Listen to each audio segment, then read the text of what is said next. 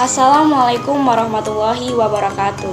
Sebelumnya, perkenalkan nama saya Rahma Sugiarsi dari kelas 11 IPA 1. Pada video kali ini, saya akan melakukan percobaan mengenai materi kimia pada bab koloid berupa koagulasi, di mana pada video kali ini kita akan melakukan dua percobaan sekaligus dengan menggunakan larutan yang berbeda-beda. Sebelum melakukan percobaan, saya akan menjelaskan sedikit mengenai materi koloid. Pengertian koloid sendiri merupakan suatu campuran yang memiliki partikel-partikel di antara larutan dan juga suspensi, yaitu 10⁻⁷ dan 10⁻⁵ cm, serta terdispersi atau tersebar merata ke dalam medium zat lain. Dalam materi koloid terdapat dua fase, yaitu fase pendispersi dan juga fase terdispersi. Koloid sering diartikan sebagai pendispersi homogen, namun pada kenyataannya koloid merupakan pendispersi heterogen. Kemudian pengertian koagulasi sendiri merupakan penggumpalan partikel koloid dengan pembentukan endapan. Mengetahui materi tentang koloid dan apa itu koagulasi, selanjutnya kita akan melakukan percobaan yang akan kita lakukan. Pun alat dan bahan yang kita butuhkan untuk melakukan percobaan pertama dan percobaan yang kedua, yaitu yang pertama adalah 3 buah gelas, di mana pada masing-masing gelas telah berisi dengan larutan yang akan kita gunakan sebagai percobaan. Kemudian selanjutnya yaitu label sebagai pertanda agar larutannya tidak tertukar, seperti ini: larutan jeruk nipis, larutan santan, dan larutan susu. Kemudian sendok. Setelah mengetahui alat dan bahan yang kita butuhkan, selanjutnya kita akan masuk ke dalam percobaan. Langsung saja kita masuk ke dalam percobaan yang pertama, di mana pada percobaan yang pertama kali ini kita akan melakukan uji coba materi kimia berupa koloid, yaitu koagulasi dengan menggunakan larutan santan dan larutan jeruk nipis. Langkah pertama yang harus kita lakukan adalah kita menyiapkan terlebih dahulu larutan santan dan larutan jeruk nipis.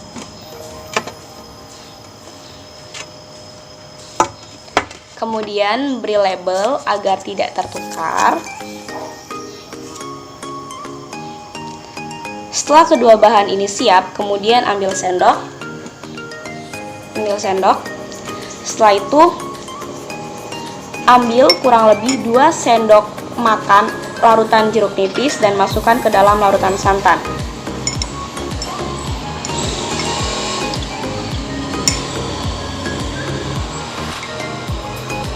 Kemudian aduk.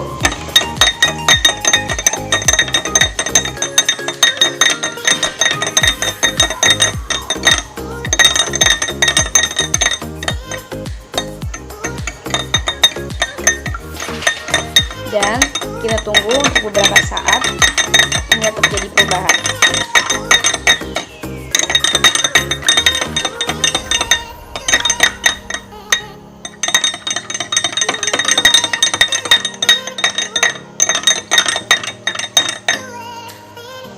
Dimana setelah dilakukan percobaan tersebut, maka dia akan mengeluarkan buih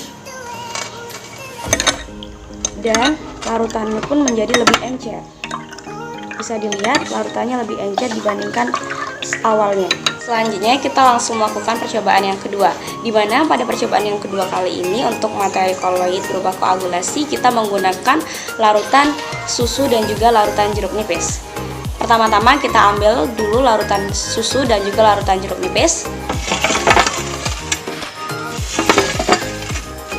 Kemudian kita beri label agar tidak tertukar, seperti ini: larutan jeruk nipis dan larutan susu.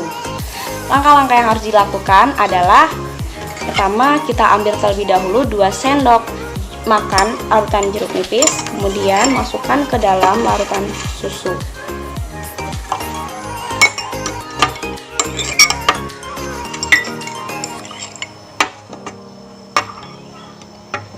Kemudian aduk hingga terjadi perubahan.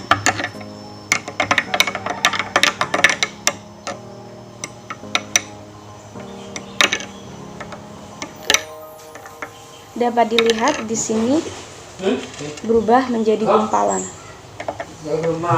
Dan larutan susu pun menjadi lebih kental daripada awalnya.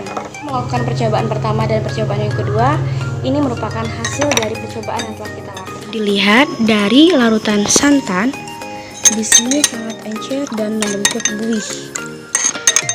Ini merupakan hasil dari percobaan yang pertama, sedangkan hasil dari percobaan yang kedua dengan menggunakan larutan susu berubah menjadi sangat kental dan menggumpal.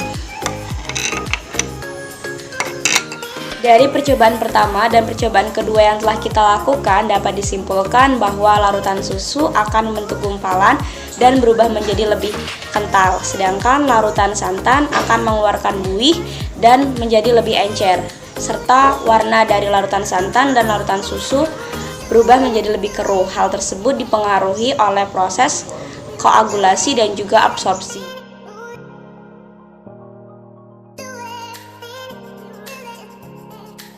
Mungkin hanya itu yang dapat saya sampaikan dari hasil percobaan kali ini. Apabila ada kata-kata saya yang salah, saya minta maaf. Saya akhiri. Wassalamualaikum warahmatullahi wabarakatuh.